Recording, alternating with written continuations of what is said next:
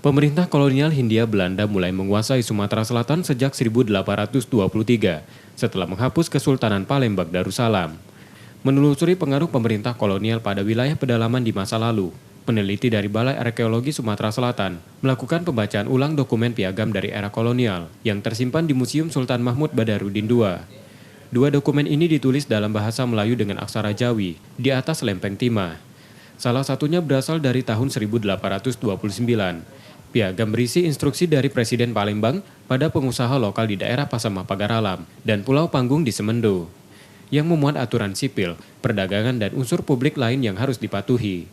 Selain itu, pengkajian juga dilakukan pada satu dokumen yang lebih tua, ditulis sekitar 1704 zaman Sultan pertama Palembang Darussalam, Susuhunan Abdurrahman.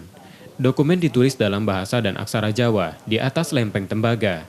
Belum diketahui pasti isi dokumen tersebut, namun dari penelitian bisa dilihat pengaruh Kesultanan Palembang, khususnya di daerah Hulu Musi, dan bagaimana pemerintah kolonial meneruskan pengaruh tersebut.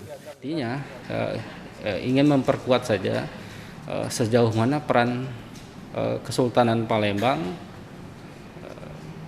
terhadap daerah-daerah yang dikuasainya di daerah pedalamannya, khususnya di daerah Sumatera Selatan ini. Jadi sejauh mana peran besarnya Kesultanan, termasuk juga peran Hindia Belanda kalau yang di Timah tadi kan seperti itu. Selain piagam, peneliti juga mendata sejumlah naskah yang ditulis dalam aksara Ulu dan Lampung yang masih akan diteliti. Rizky Nurmizan, Kompas TV, Palembang.